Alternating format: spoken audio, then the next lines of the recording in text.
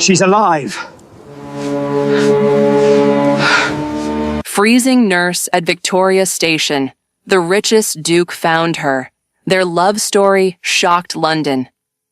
She had saved 11 lives that winter. Not one person stopped to save hers. The snow had been falling since midnight, burying London under a silence so thick it felt like the city had simply decided to forget certain people existed.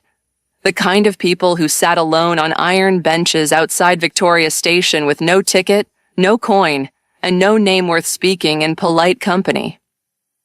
Beatrice Holloway was 26 years old, the finest trained nurse in the whole of St. Bartholomew's Hospital, and she was dying. Her auburn hair lay damp beneath a gray wool hat.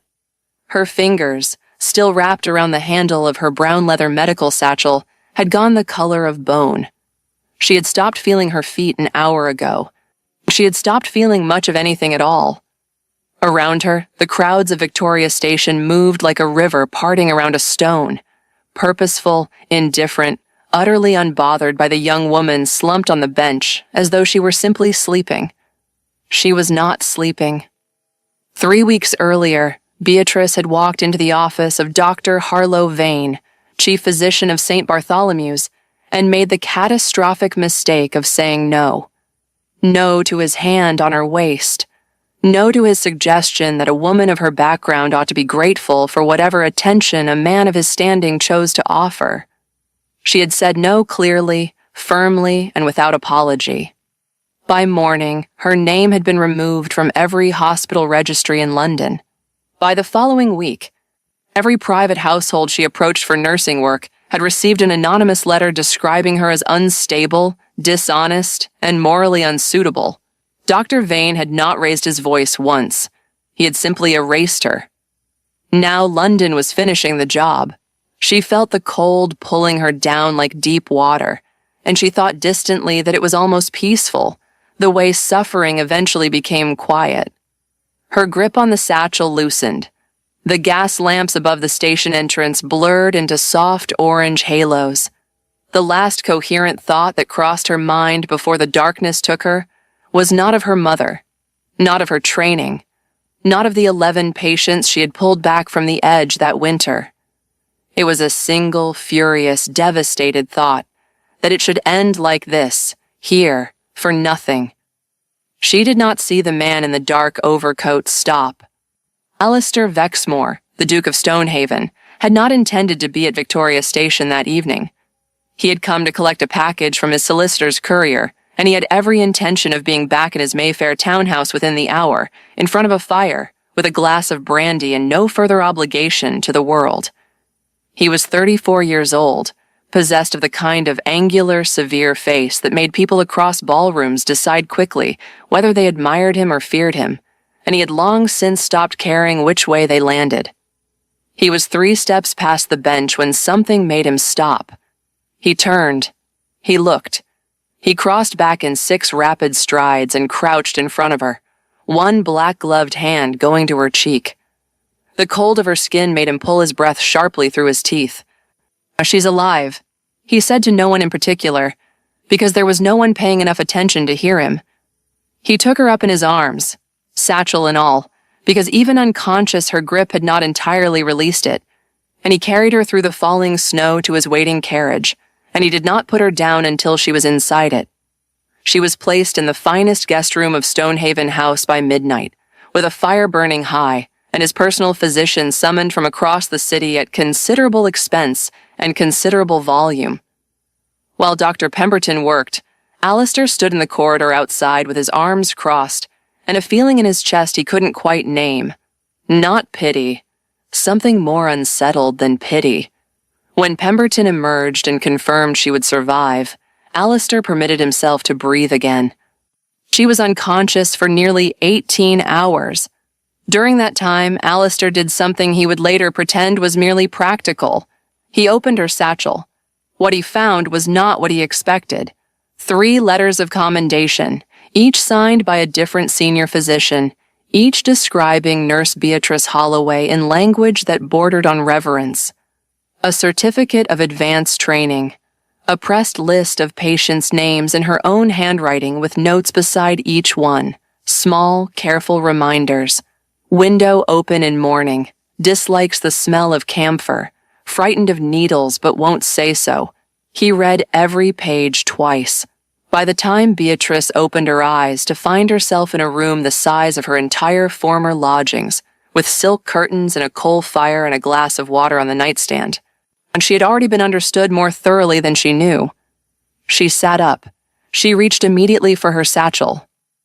"It's on the chair beside you," said a voice from the doorway. She turned. The Duke of Stonehaven filled the doorframe with the particular ease of a man who had never in his life needed to make himself smaller for a room. He was watching her with an expression she couldn't immediately read, composed, careful, and something underneath that she didn't have the energy to examine. "You were unconscious on a bench at Victoria Station," he said. "I brought you here. You're safe." Beatrice looked at him for a long moment. A powerful man. A wealthy man. A man who now knew her name, her history, her commendations, and presumably her humiliation. Every instinct she had built over the past 3 weeks told her to thank him and leave before he could use any of it against her. "I need to go," she said. "You need to eat something first," he said, "and then I have a proposition I'd like you to consider. My mother is unwell. Her current physician is competent but disengaged, and she has declined steadily for 3 months. Based on what I read in your satchel, which I will apologize for, though I won't pretend I regret it, you are more than qualified. The position is live-in, the salary is significant, and no letter from Dr. Vane will reach you inside this house." She stared at him. He said Vane's name as though he already knew the shape of what had happened, and offered no commentary on it, no judgment, no pity, simply acknowledged it as a fact and moved past it. It was the most dignity anyone had shown her in 3 weeks. She hated how much that undid her. "I'll eat something," she said carefully, "and then I'll listen." She stayed. Lady Dorothea Vexmore was not what Beatrice had been prepared for. The Dowager Duchess was 71, iron-spined, sharp-tongued, and approximately as welcoming as a closed door in January. Within 48 hours of Beatrice's arrival, she had summoned Alistair to her rooms and informed him that she would not be attended by some common girl dredged up from a train station bench, that the appointment was an embarrassment to the family name, and that she expected the matter corrected by morning. Beatrice, who had been listening from the corridor, not intentionally, but the Dowager carried her opinions at considerable volume, straightened her back, walked into the room uninvited, and spoke before she could lose her nerve. She told Lady Dorothea her qualifications. She told her the specific errors the previous physician had made in her treatment, and exactly how she would correct them.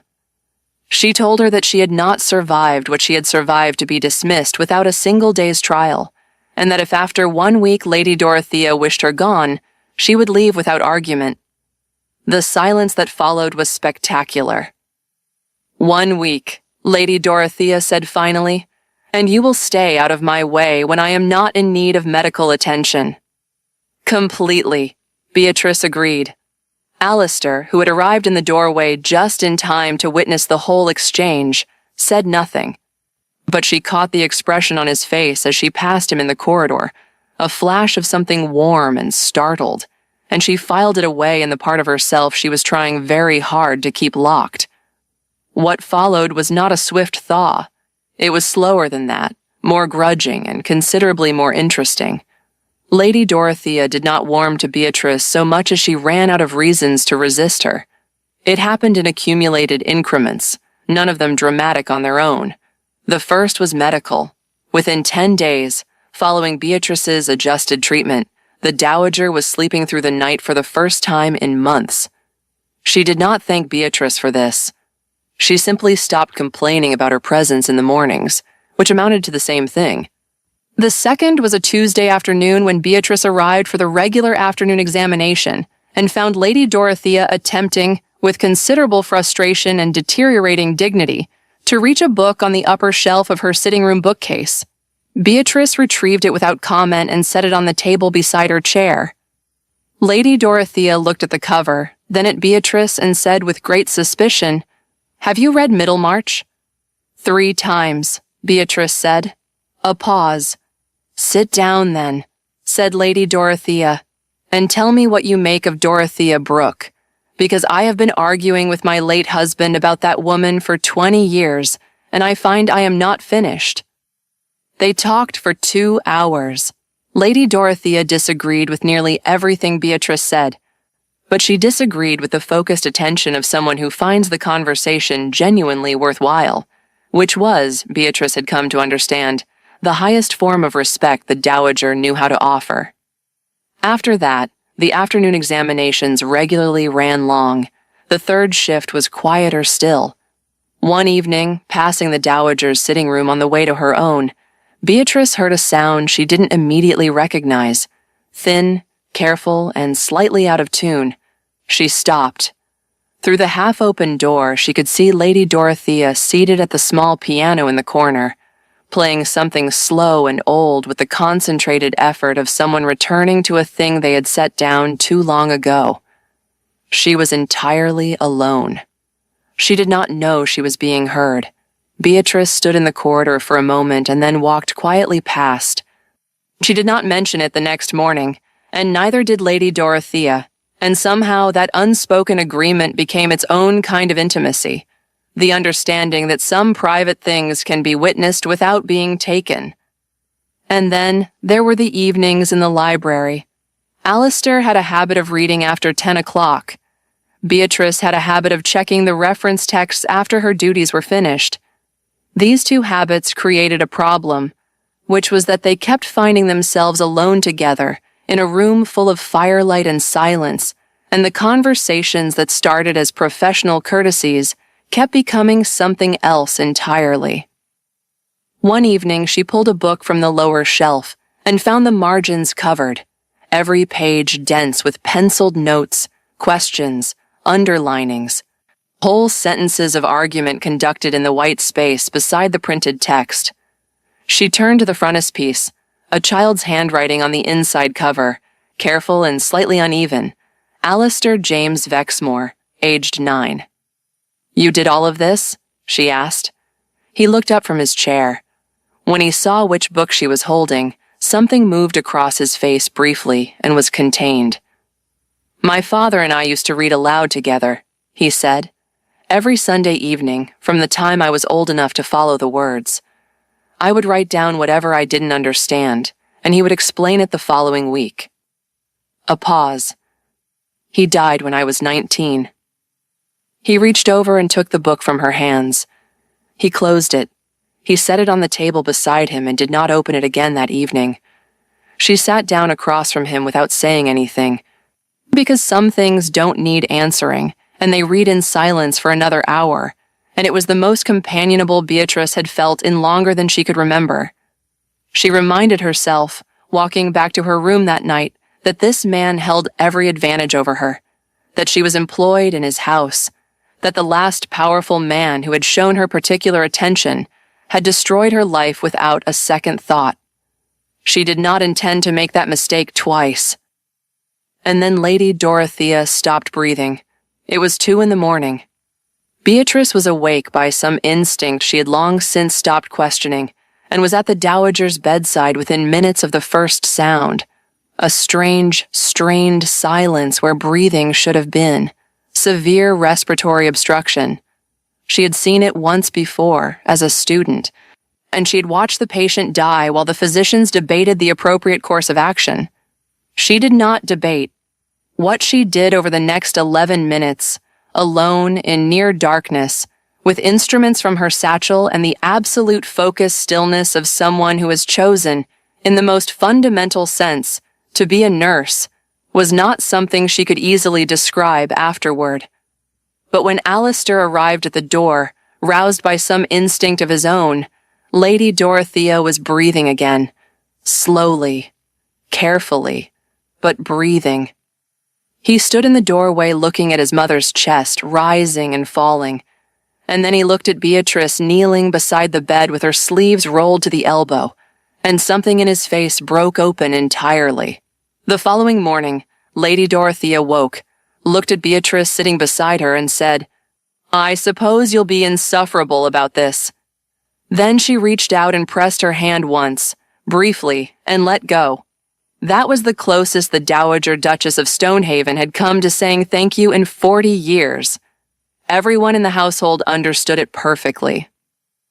A week later, Alistair found Beatrice alone in the garden.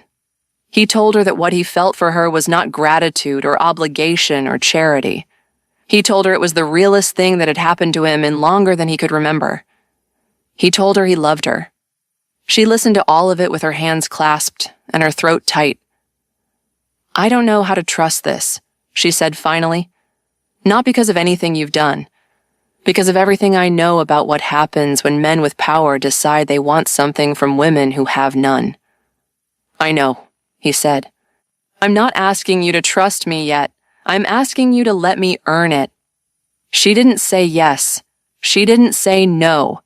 She walked back inside with her heart in pieces and her head full of the particular agony of wanting something and being terrified of it in equal measure. What happened next arrived in the gossip columns 3 days later. Her name, his name, the nature of their arrangement rendered in the salacious shorthand of London society journalism. And then, within 24 hours, a visitor, Dr. Harlow Vane, well-dressed and pleasant-faced and utterly without conscience, presenting himself at the front door with a carefully worded threat, dressed up as a social call. He would be attending the Ashworth ball at the end of the week. He felt certain that a public conversation about Nurse Holloway's history would be of great interest to those assembled. He left smiling. Beatrice told Alistair everything that evening, the full account, from Vane's office to the letters to the bench at Victoria Station. She told it flatly, without performance, watching his face.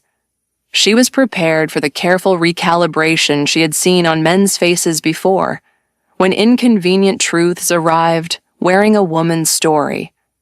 His expression did not recalibrate. It went very still and very cold, and he said, "You will attend the Ashworth ball. You will stand beside me, and you will not face him alone.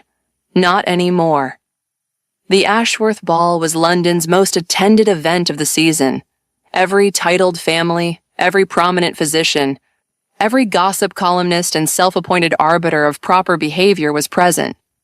Beatrice arrived in a deep navy gown, her chin level, her hands completely steady, and her heart hammering so hard she was distantly surprised no one could hear it. Vane made his move within the first hour. He was good at it. The gathering of nearby ears, the concerned tone, the careful devastation.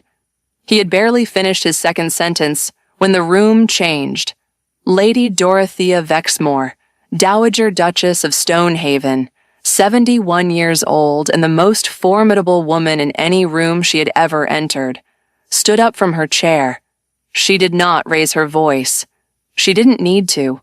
She simply began to speak, and the room went quiet with the instinct of 200 people who understood immediately that something significant was happening. She described what Beatrice had done for her.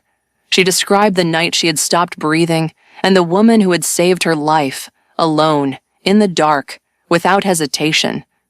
She described Dr. Vane's letters, which Alistair had obtained copies of through means that bore no scrutiny, and she named them for what they were in front of every witness London society could offer, without flinching once.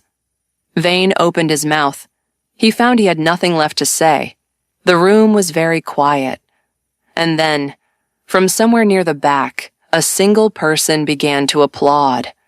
Beatrice stood in the middle of it all, and did not move for a long moment. She was aware of the eyes on her, dozens of them, recalibrating, reassessing, rearranging their understanding of who she was and what she deserved.